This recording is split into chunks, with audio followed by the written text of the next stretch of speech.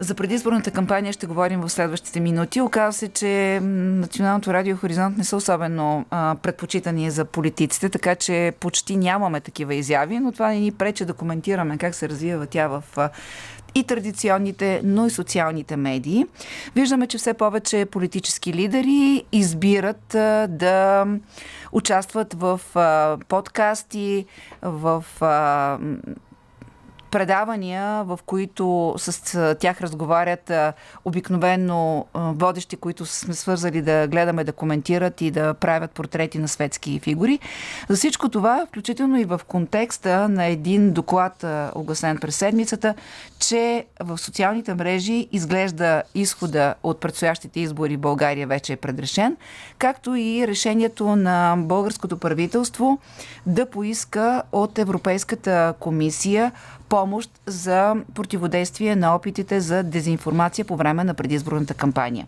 Иво Инджов, доцент, преподавател по журналистиката, сега е на пряката ни линия. Здравейте!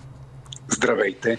И така да започнем от кампанията. Вчера гледах някакви анализатори, според които тя била скучна, бавна, това водило до падане на избирателната, може би ще доведе до падане на избирателната активност, но всъщност това, което на мен ми прави впечатление, следейки изявите както в социалните мрежи, така и в традиционните телевизии, защото отново казвам, ние по някаква причина не сме особено популярни за политиците, толкова много участници в изборите, като да не е имало досега. Виждаме, че и първата, според социолозите, сила, Прогресивна България и ГЕРБ, и почти всички изпращат свои представители, включват се в дебати. Нещо, което бяхме позабравили, особено тази дебатна форма. Какво е вашето обяснение? Защото залога е много висок ли? Първо ще кажа, че се съгласявам с казаното от колегите. Не знам кой го е казал от анализаторите, че кампанията е вяла и скучна. Това е факт. Поне в публичното, как да го кажа, традиционната публична сфера се създава усещането, че кампанията действително не възбужда кой знае колко много страсти и надали ще мобилизира много висока избирателна активност. И това прави впечатление на фона на големите очаквания, които имаше от края на декември, началото на януари, когато масови протести с участието на представители на поколението Z и така нататък свалиха това правителство. Имаше едно очакване за преливане на протестната енергия в висока избирателна активност. Сега резултатите могат да ме опровергаят, но да, ние ще го видим на изборите. Но кое ви се струва вялото? Тоест, ние всъщност какво анализираме с вас в момента?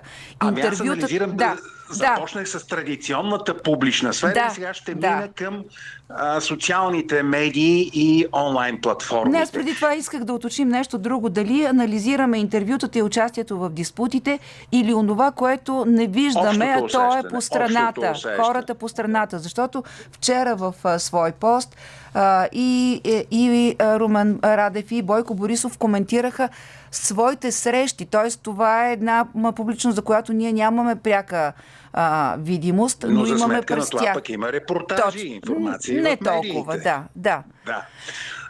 Значи има активност сега. Не мога да кажа, че няма активност, но оставам с усещането, че и на тези срещи, преки срещи с избиратели, и в участието на политици в подкасти от различни формати, и активността им в социалните медии и онлайн платформите, които не са класическа журналистика, които те говорят на твърдите си ядра. Не се получава, нямам усещане да се разширява електората, електоралната база, да се печели широка периферия чрез някаква обща обединяваща тема, която да бъде обект на дискусии, да има някакъв дискурс, който да завладее цялото публично пространство и аналогово, и дигитално, и така нататък. Затова оставам с усещането, че да, има движение, правят се различни упражнения, но крайният ефект не е много голям. Добре, като казвате, че те са така, и това констатира и изследването, за което говорих, те са и в социалните мрежи. Аз тук едни данни искам да дам, според които 65% от пълнолетните българи са във Фейсбук, но това, което много ме впечатли, е процента в TikTok, медията на младите, медията, до която доскоро възрастните нямаха никакъв интерес и не достъпваха. Тя е най-бързо растящата платформа в страната с 21,4% годишен ръст. Това не са твърдите електорати. Специално TikTok не е мястото, където са твърдите електорати на традиционните партии. По-скоро това е мястото, където успяха да влязат на предишните избори партии тип МЕЧ, Величие, които бяха повече в социалните медии. Това означава ли, че основните играчи се опитват да пробият и търсят периферия? Безспорно, те търсят, опитват се да пробиват, разширяват каналите на комуникация и това изследване, което споменахте за... То мисля, че засягаше TikTok и Facebook, как партията на бившия президент вече едва ли не е спечелила изборите в социалните медии. Напълно е възможно картината да е такава, но въпросът е, че насищането на пространството на социалните медии с теми, послания, по най-различни механизми, защото там е отделна екосистемата, информационната екосистема, не гарантира, според мен, по-висока избирателна активност и на този етап ние виждаме, че въпреки този предрешен резултат, както казва изследването, ние имаме известен спад на подкрепата за Румен Радев. Ама то всъщност дори не е ясно дали това е предрешен резултат, защото ние и друг път сме си говорили с вас. Да, това искам да кажа друго. За двата различни свята, този на балона, на социалните мрежи, ако щете дори давам такъв пример. Организира се някакъв протест, стотици хиляди казват, ще бъда там, да, ужас, непременно ще дойда, в крайна сметка идват 20 или 30 човека. Тоест тази измамност, че социалната мрежа ти дава някаква реална социология от една страна. И второ, това изследване констатира и, мигриране на цели стари общностни в социалните мрежи, които доскоро са се занимавали с продажба на автомобили или пострадали кучета и изведнъж се превръщат в платформа с вас сме еди кой си. Не казвам много имена, че не знам колко гранично сме в закона, ама все пак мисля да не сме толкова стерилни, защото иначе не знам как помагаме на нашите слушатели. Та в този смисъл, дали някой допълнително създава тази измамност и ако, както пише в това изследване, Румен Радев е спечелил изборите в социалните мрежи, това не може ли да има обратен ефект и да се окаже, че така тази победа да успокои и да кажат иначе няма да гласуваме и друг да спечели всъщност? Напълно е възможно да се случи. Вземам повод от последните ви думи. Напълно е възможно да има успокоение и да част от избирателите на тази формация да кажат, защо да ходим да гласуваме, след като той вече е безапелационен победител. А сега, що се отнася до смяната на предназначението и на характера на всички тези групи, страници, профили, които под една или друга форма взаимодействат помежду си, а предходни изследвания, които се занимават с влиянието на руската пропаганда в България, казват, че има цяла екосистема от дезинформационни сайтове, които уж са журналистически, но не са такива. Профилите маса профили в социалните медии, които усилва им се влиянието чрез действието на алгоритми, ние не знаем тази моментна снимка, която прави изследването, дали смяната на предназначението на тези групи и на тези страници е някакъв координиран процес, който нарушава различни закони в България, дали има външна ръка за всичко това, или чисто и просто находчиви хора, са видели кой е победителя, или продават. Са видели победителя и увличат така много хора, без да ги питат: вие искате ли да се смени името на групата, искате ли да смени името на страницата, и се възползват от това, може би и печелят някакви пари. Тук въпросът е нарушен ли е закона или не е нарушен. Ама кой да го каже? И в този смисъл това е единия въпрос, който възниква. Другия въпрос възниква всъщност през този временен координационен механизъм за противодействие на дезинформацията, която правителството оповести и казаха, че Христо Грозев ще им помага. Какво може да се улови? Дали тази миграция на групи с хора, дали влияние отвън?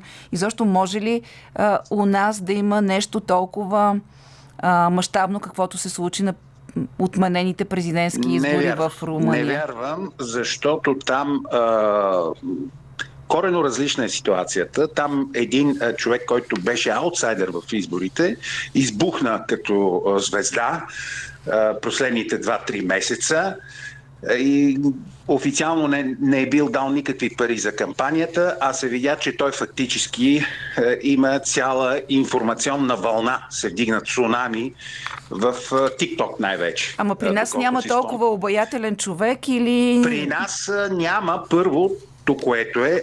Второто, там в Румъния изборите бяха касирани, защото имаше силни подозрения. Сега не знам до каква степен ги доказаха за руска намеса, за чуждестранна намеса в изборите. Нали? Не просто, че се сменят профили и че някой прехвърля. Но беше и това, включително много популярни инфлуенсъри бяха дали своята територия с почитателите си именно на платформите на... Значи тук въпросът е законно ли или не е ли законно? Трябва да се докаже, че има, кой да го докаже? Да, ето това е въпросът. Значи този механизъм европейски може да помогне за по-голяма прозрачност. И ако има закононарушение, и единствено органите, правоохранителните органи и правораздаващите органи са тези, които могат да се намесят, за да приложат закона, да се направят проверки, но не вярвам да се стигне до там. Още повече, че не можем да правим паралели между Джорджеско и Радев. Джорджеско беше аутсайдер. Радев е фаворит. Радев се опитва да говори на аз дори нямах предвид Радев, някой, който го няма. Защото Джорджеско го нямаше сред... Не вярвам някой да изгрее от социалните медии. Още повече, че на миналите избори Величие влезе в парламента благодарение на това, което направи в TikTok и YouTube. Меч също. 100 000, Меч също имаха силна кампания. Сега и двете партии, особено Величие, получават много ниски проценти. Ама те и тогава получаваха проценти. Проучвания. Те и тогава за Величие се знаеше малко. А сега те вече имаха една година парламентарна. Тоест станали са част от статуквото ли? Не, просто станали не са вече толкова интересни. Тоест не смятате да има такава изненадваща фигура. То няма и как те регистрираните са регистрирани, знаем ги кои са, така че не виждате някой.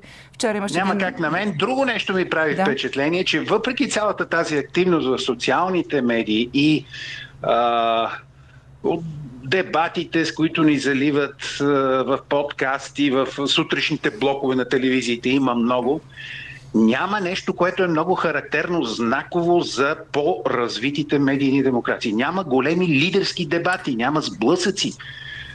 Последният дебат такъв е 2009 година, ако говорим за парламентарни избори, когато Станишев и Борисов дебатираха. След това по време на президентски избори имало дебати, Радев Герджиков, преди това Радев Цачева, но големи лидерски дебати да се съберат всички политически сили, лидерите на политически сили, които имат шанс да влезат в парламента и да дебатират пред национални медии. Това нещо ние много пъти сме говорили за това, дори включително и за някаква обща платформа, на която този дебат да бъде излъчван от всички медии. Но на парламентарните избори какво е вашето обяснение?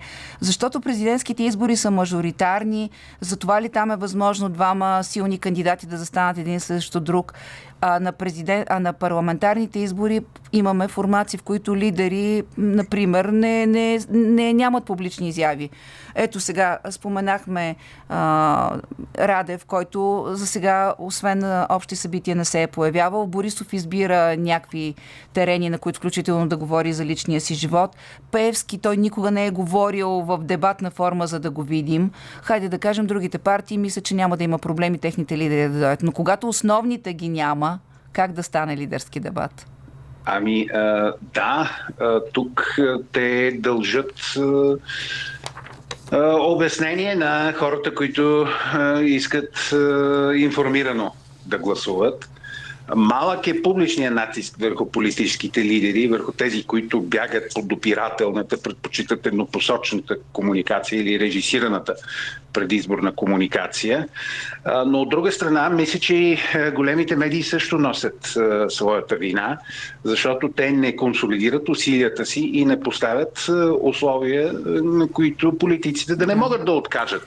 Малко се конкурират. Защото в много други страни има такива дебати.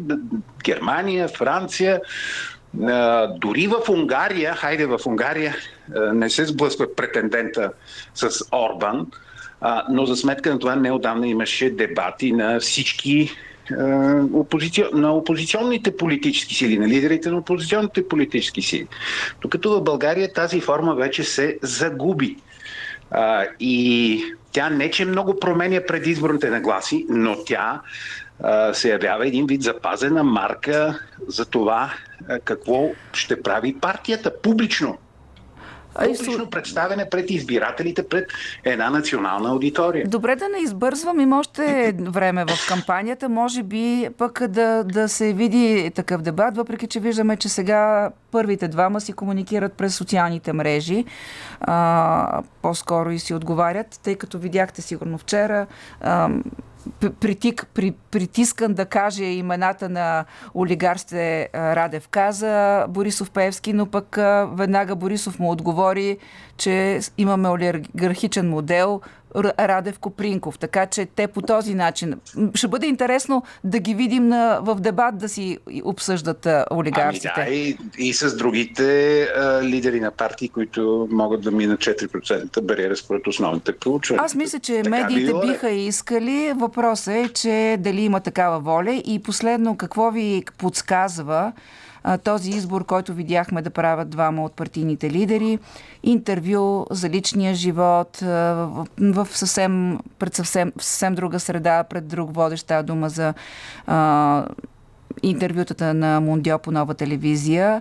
Това дали хваща ухото на избирателя? Сега в интерес на истината тези интервюта не бяха само жълти интервюта, имаше сериозни политически въпроси, но форматът е такъв, че да има сериозни въпроси, на преден план излиза и след това се коментира в публичното пространство. Да. Личният живот. Това интимната сфера на политиците, когато се изкарва на показ, праща политическия дневен ред в страни. От една страна те искат да полират имиджа си, да кажат, ето и ние сме хора като останалите, имаме слабости, незаслужено сме критикувани за някои неща. Но това е един модус на политическата комуникация, който се казва политеймент. И следван 20-30 години насам, в България очевидно сега му идва часът. Това ще рече, че политиката се представя в развлекателен модус и именно тези интервюта илюстрират по много добър начин как се прави това нещо. То е добре за пиарите на политиците, може би е добре за политиците, защото не им се задават удобни въпроси, но не върши услуга на медиите и е в ущърб на информираността на избирателите в една предизборна кампания. Добре, това беше нашата моментна снимка на кампанията. Ще си чуем в края на кампанията. Може да има промяна, може да бъдем изненадани, може наистина да видим нещо много различно. Благодаря ви. Иво Инджов, доцент, преподавател по журналистика.